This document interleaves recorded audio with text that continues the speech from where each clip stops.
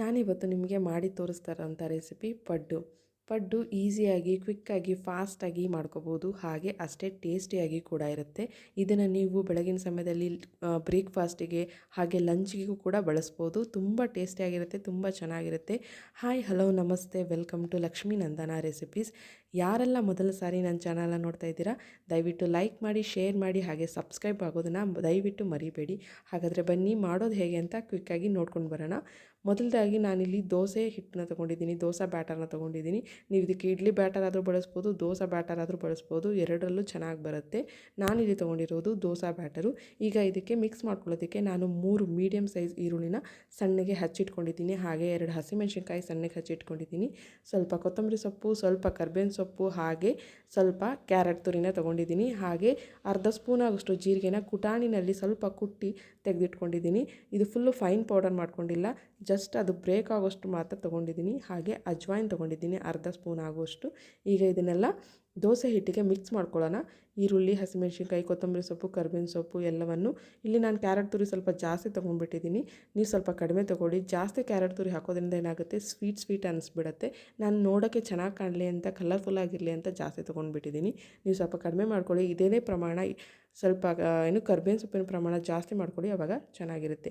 ಈಗ ಇದಕ್ಕೆ ಸ್ವಲ್ಪ ಜೀರಿಗೆ ಹಾಗೆ ಸ್ವಲ್ಪ ಅಜ್ವಾಯಿನ್ನ ಕೂಡ ಹಾಕೋತಾ ಇದ್ದೀನಿ. ಇದನ್ನ ಕೈಯಿಂದ ಸ್ವಲ್ಪ ಕ್ರಷ್ ಮಾಡಿ ಹಾಕೋತಾ ಇದ್ದೀನಿ, ಯಾಕಂದರೆ ಫ್ಲೇವರ್ ಚೆನ್ನಾಗಿ ಬರಲಿ ಅನ್ನೋ ಕಾರಣಕ್ಕೋಸ್ಕರ. ಹಾಗೆ ರುಚಿಗೆ ತಕ್ಕಷ್ಟು ಉಪ್ಪನ್ನು ಹಾಕ್ಕೊಂಡು ಚೆನ್ನಾಗಿ ಮಿಕ್ಸ್ ಮಾಡ್ಕೋಬೇಕು. ಇಲ್ಲಿ ನಾನು ಜೀರಿಗೆ, ಅಜ್ವಾಯಿನ್ ಎರಡನ್ನೂ ಬಳಸಿದ್ದೀನಿ, ಯಾಕಂದರೆ ಕೆಲವರಿಗೆ ಅಸಿಡಿಟಿ ಸಮಸ್ಯೆ ಇರುತ್ತೆ.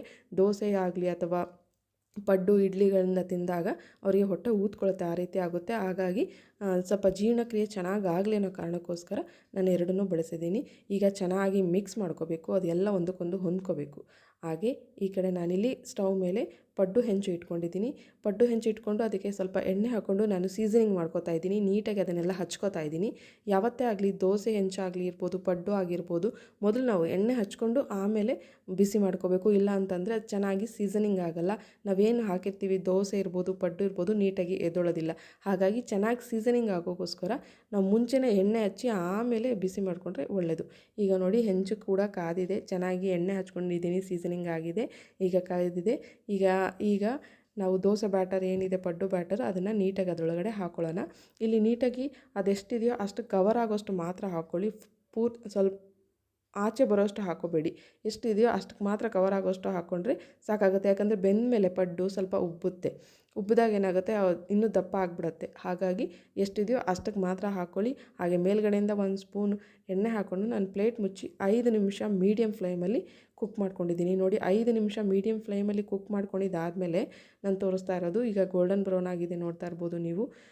ಹೈ ಫ್ಲೇಮ್ ಇಟ್ಕೊಂಡ್ಬಿಟ್ರೆ ಏನಾಗುತ್ತೆ, ಫುಲ್ಲು ಕಪ್ಪಗಾಗ್ಬಿಡುತ್ತೆ, ಒಳಗಡೆ ಬೆಂದೇ ಇರೋದಿಲ್ಲ.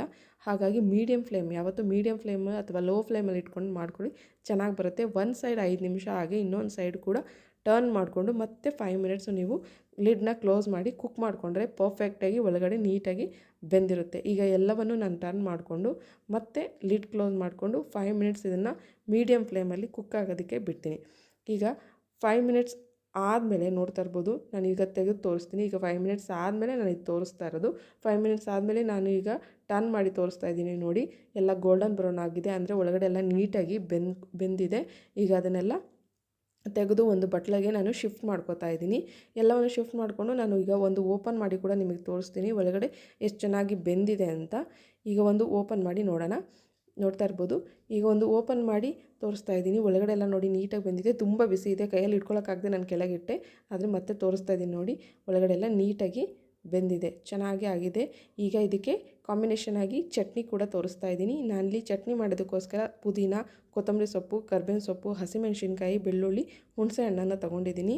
ಹಾಗೆ ಇದ್ರ ಜೊತೆಗೆ 1 ಕಪ್ ಕ್ಯಾರೆಟ್, 1 ಕಪ್ ಕೊಬ್ಬರಿ ತುರಿ, ಹಾಗೆ ಹುರಿದು ಸಿಪ್ಪೆ ತೆಗೆದಿರುವಂಥ ಕಡಲೆ ಬೀಜ, ಹಾಗೆ ಹುರಿಗಡಲೆ ತೊಗೊಂಡಿದ್ದೀನಿ. ಇಷ್ಟನ್ನು ಕೂಡ ಮಿಕ್ಸಿ ಜಾರ್ಗೆ ಈಗ ಟ್ರಾನ್ಸ್ಫರ್ ಮಾಡ್ಕೊಳ್ಳೋಣ.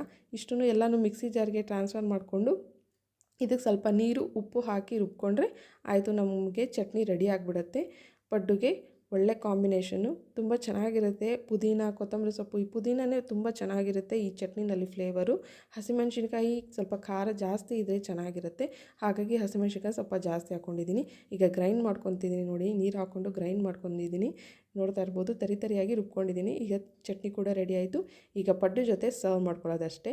ಈಗ ಪಡ್ಡು, ಚಟ್ನಿ ಹಾಗೆ ಸ್ವಲ್ಪ ಸೌತೆಕಾಯಿ, ಸ್ವಲ್ಪ ಆ್ಯಪಲ್ ಜೊತೆಗೆ ನಾನಿಲ್ಲಿ ಸರ್ವ್ ಮಾಡ್ಕೊತಾ ಇದ್ದೀನಿ. ನೋಡಿದ್ರಲ್ಲ, ಯಾರಿಗೆಲ್ಲ ಈ ರೆಸಿಪಿ ಇಷ್ಟ ಆಗಿದೆ ದಯವಿಟ್ಟು ನನ್ನ ಚಾನಲ್ ಲೈಕ್ ಮಾಡಿ, ಶೇರ್ ಮಾಡಿ, ಹಾಗೆ ಸಬ್ಸ್ಕ್ರೈಬ್ ಮಾಡೋದನ್ನು ಮರಿಬೇಡಿ. Thanks for watching. ಬಾಯ್.